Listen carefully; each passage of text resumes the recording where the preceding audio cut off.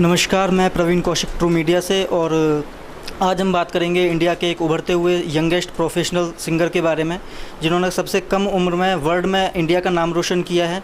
और ये जो आप इतने सारे अवार्ड देख रहे हैं, छोटी सी उम्र में एक छोटे से बच्चे ने अपनी प्रतिभा के दम पर किस तरीके से हासिल किए हैं। क्या हमारे साथ हैं सत्यम उपाध्याय, जिन्होंने इंडिया का नाम पूरे विश्व में रोशन किया है।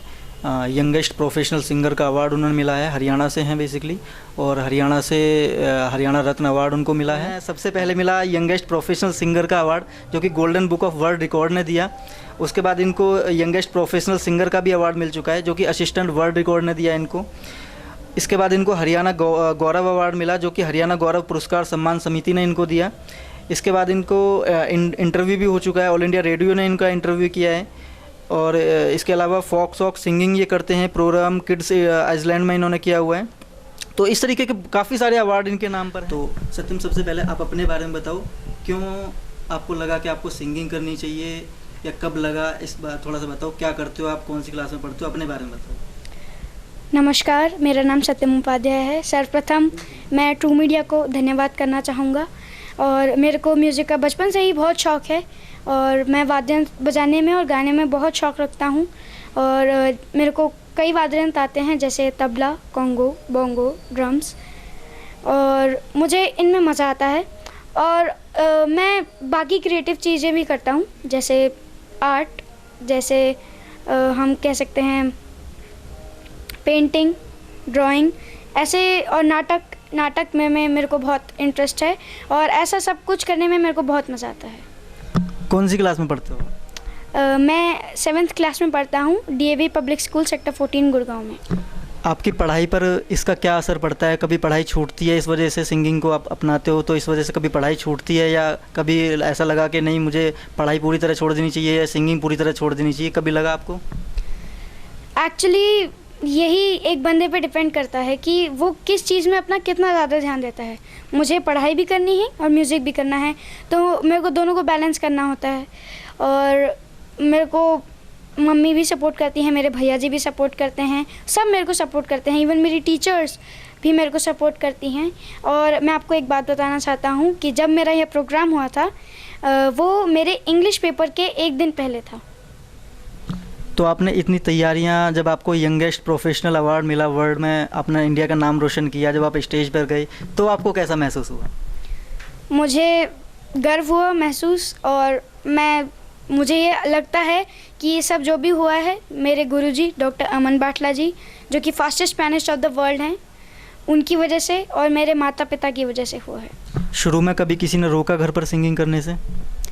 जी नहीं, सब मेरे को बहुत उत्साह देते थे, सब मेरे को सपोर्ट करते थे कि नहीं सत्यम तू कुछ कर सकता है। और वो मेरे को हेल्प करते थे कि नहीं सत्यम, इसे ऐसे करके ऐसे कर तो और अच्छा लगेगा। तो मुझे भी अच्छा लगता था कि हाँ, कोई मेरे लिए टाइम निकाल के बैठ रहा है।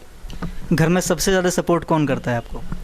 मेरे घर में मेरे को मेरे भैया जी और मेरी मम्मा बहुत सपोर्ट करती हैं। वैसे पापा जी भी बहुत सपोर्ट करते हैं, और सबसे ज़्यादा हाथ मेरी मम्मी का ही रहता है। आगे सिंगिंग को ही कैरियर बनाने के लिए सोचा है, या केवल शौक के लिए सिंगिंग करते हो? मुझे सिंगिंग में अपना एक सुनहरा पन्ना जोड़ना है, इसलिए मैं उसे चाहूँगा कि वो मेरा एक करियर बने, लेकिन पढ़ाई भी करनी ज़रूरी है। जैसा कि आपने कहा कि बच्चों के लिए पढ़ाई बहुत ज़रूरी है, पढ़ाई के साथ साथ आप कोई भी प्रोफेशन अपना सकते हो। तो आप काफ़ी अच्छे लेवल पर पहुंच चुके हो सिंगिंग में, आपने वर्ल्ड में नाम रोशन किया है इंडिया का। तो जो आपके हम उम्र के बच्चे हैं, उनसे क्या कहना चाहोगे कि पढ़ाई के साथ साथ किस तरीके से मैनेज करें? मैं ये कहना चाहूँगा कि पढ़ाई के साथ अपनी चीज़ों को मैनेज करके रखें, एक रेगुलरिटी में चलें, अपने टाइम टेबल बनाएं अपने दिन में, और जो मेन प्रायोरिटी है उस पर फोकस करें। जैसे उनका मन होता है नाटक करने का, तो उन्हें ऐसा कुछ मैनेज करना है कि नाटक भी चले और उनकी पढ़ाई भी साथ साथ चलती रहे। और मैं ये कहना चाहता हूँ कि उनका जो ग्राफ है वो बढ़ता रहे, ना कि वो घटे। बहुत कम उम्र में आपने ये सारी चीज़ें देखी हैं, आप वर्ल्ड में इतना अच्छा आपने किया, बहुत अच्छी अच्छी स्टेजों पे आप गए होगे, बहुत बहुत लोगों से मिले होगे, अच्छे लोगों से मिले होगे। कैसा लगता है ये सब मिल गए ऐसे लोगों से? मुझे बहुत अच्छा लगता है और मुझे सबसे ज़्यादा गर्व तब होता है जब मेरी मम्मा मुझे देखती हैं, मेरा परिवार मुझे देखता है और जब पूरा मुझे भारत देखता है और मुझे लगता है कि वाह, आज सत्यम तूने कुछ कर दिखाया है। तो ये थे हमारे साथ में सत्यम उपाध्याय, जिन्होंने अपने बारे में बताया कैसे पढ़ाई के साथ में मैनेज करना चाहिए अपनी सिंगिंग प्रोफेशन को। हमारे साथ सत्यम की माता जी हैं, उनसे जानते हैं कि किस तरीके से उनको गर्व होता है अपने बेटे पर और किस तरीके से वो उनको सपोर्ट करती हैं। और जब से मैंने जाना है कि बच्चा कुछ कुदरत की बनाई हुई कृति भगवान ने हमें भेजी है, तो मैं उसके ऊपर पूरा ध्यान देती हूँ। मैं बचपन से ही देखती थी कि ये कुछ वाद्य यंत्रों में इसका कुछ ज़्यादा ही ध्यान रहता है, कभी कुछ बजा रहा है, कभी कुछ बजा रहा है। तो जैसे ही नेशनल एक हमारे यहाँ प्रोग्राम हुआ IFCO का, तो वहाँ पर इसने बहुत ही अच्छा परफॉर्म किया। तो वहाँ कुछ आर्टिस्ट आए हुए थे, कुछ म्यूजिशियन आए हुए थे, उन्होंने बोला कि हम इसकी एल्बम बनाना चाहते हैं। तो उन्होंने मेरे जहन में डाला कि नहीं, ये बच्चा कुछ, इसकी आवाज़ है, आप पहचानिए इसको, कुछ उस स्किल को इसकी डेवलप कीजिए। तो तभी से मेरा ध्यान गया इस और मैं पूरा बच्चे को सपोर्ट करती हूँ उसकी पढ़ाई को लेकर के, और उसके जितना भी रियाज़ का समय है सभी को मैंने बहुत अच्छे से मैनेज किया हुआ है। और बच्चा बहुत समझदार है। कुछ कहते हैं ना कि भगवान कुछ देता है तो समझदारी कुछ ज़्यादा देता है, तो उसको इतनी समझ है इस चीज़ की कि मुझे समय से सारी चीज़ें करनी है, पढ़ाई भी करनी है, मुझे अपना रियाज़ पे भी ध्यान देना। दिन में 3-4 घंटे रियाज़ करता है। मैं तो कहती हूँ कि भगवान उसको शक्ति दे, भगवान उसको अपना आशीर्वाद दे कि वो विश्व में अपना नाम कमा सके। हमारे साथ हैं नरेंद्र उपाध्याय जी, जो कि पेशे से चार्टेड अकाउंटेंट हैं। इन्हीं के सुपुत्र हैं सत्यम उपाध्याय।